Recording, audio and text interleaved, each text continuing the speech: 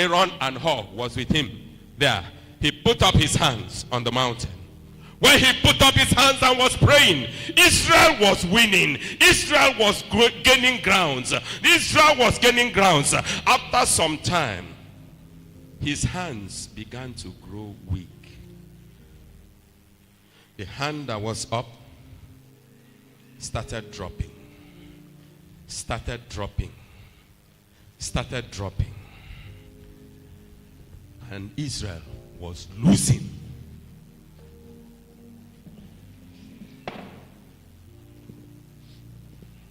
Sit down. You be Moses. You even look like one. You have muscle.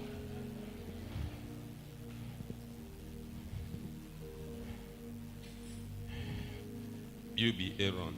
First of all, stand up. Come. There is fire here. Nobody can mess up. Anybody messes up, fire will catch him. Now, Moses had his hands up. You just stay. He had his hands up. He was talking to God, talking to God. Israel was winning the battle. They were winning the battle. Hey, there was rejoicing in the battlefield. Then his hands began to drop. Hey, reports were coming back. Hey, they don't kill 50 of our men. 100 of our men are dead. People, this battle is going against us. It's going against us. When they found out that the thing was getting too much and Moses was getting tired, Aaron went, looked for a chair, a stone, put it there. They told him, Moses, sit down. This one grabbed his hand, held it up. This one grabbed his hand, held it up. And that is how the battle was won. That is how the battle was won. I want to ask you, who is holding up the hand of the leader? Where are the Aarons? Where are the Hurs? Holding up the hands of the leader. The hand of the leader can get weak. He is human. He is human. He can get tired. Where is the Aaron and Hur? Holding it up so that Israel will win. So that Israel will win. You are holding up the hand of the leader so that God's purposes will be fulfilled. So that God's agenda will be fulfilled. It is not just the leader. The leader represents something.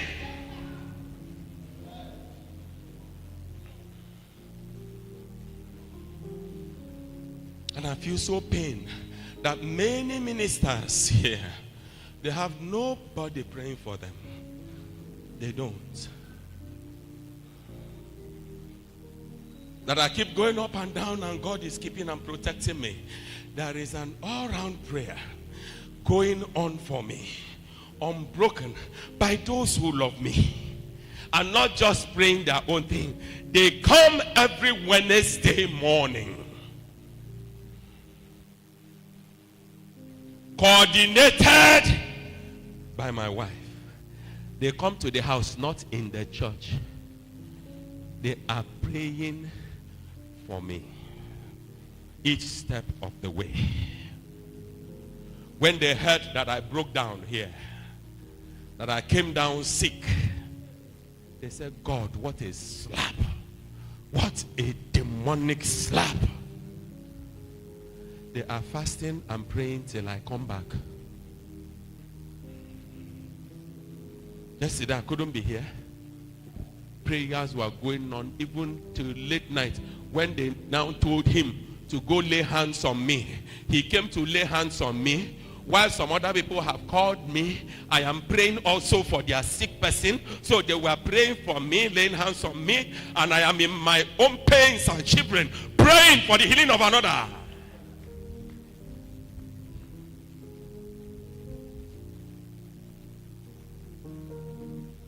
Who is holding up the hand of your pastors, of your leaders? But you will accuse them. You will accuse them. You will accuse them. You will criticize them. You will gossip them. You will slander them.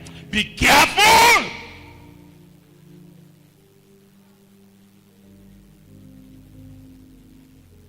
What have you put in to the man?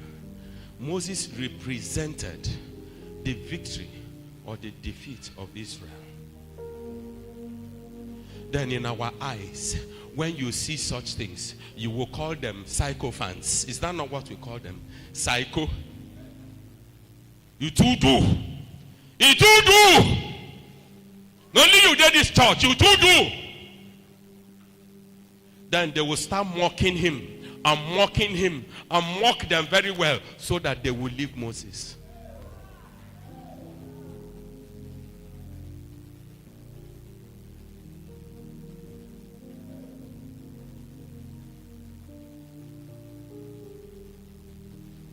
Arrange back the thing. I'll soon stop. Oh.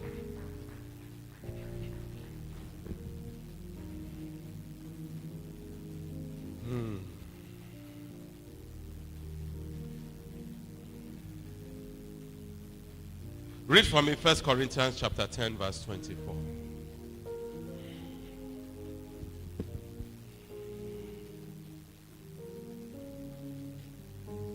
First Corinthians 10:24. 1 Corinthians 10:24 says, let no man seek his own, but every man another's wealth. Let no man seek his own, but every man, you seek out the interest of another. You seek out the interest of another. But for most times, it is our own interest, not the interest of another, not the interest of another person. It is your own interest. It must be in your own interest.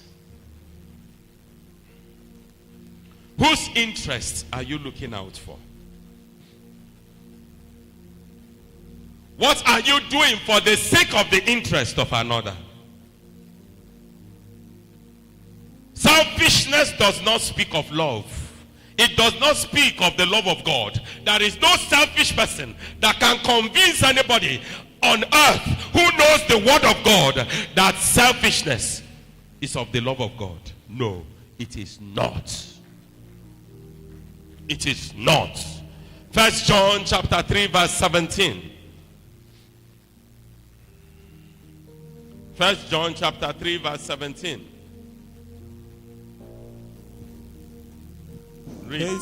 1 John chapter 3 verse 17 says, but whosoever had these words good, and seeth his brother have need, and shutteth up his bowels of compassion from him, how dwelleth the love of God in him?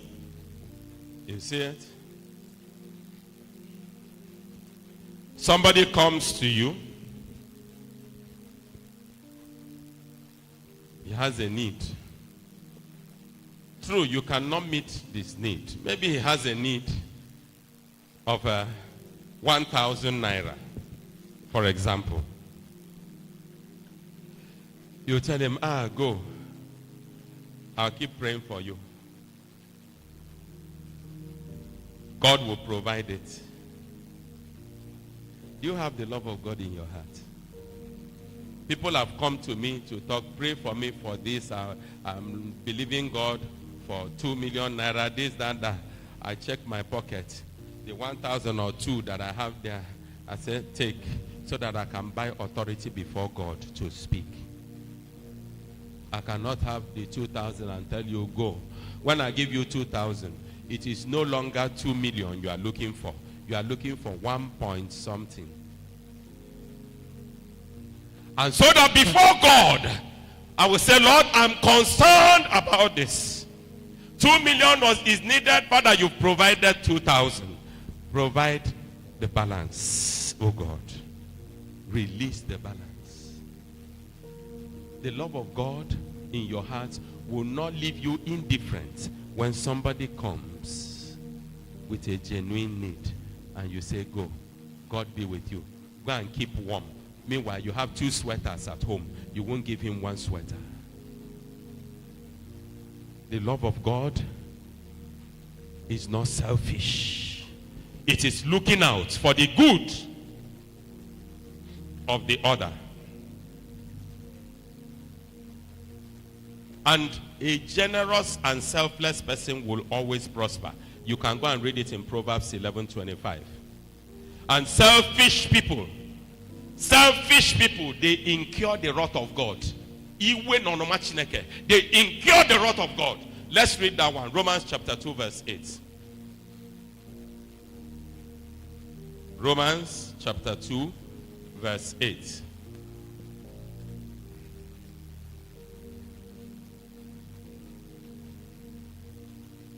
Romans chapter 2, verse 8 says, "But unto them that are contentious and do not obey the truth, but obey unrighteousness, indignation and wrath." But to those who are selfishly ambitious and do not obey the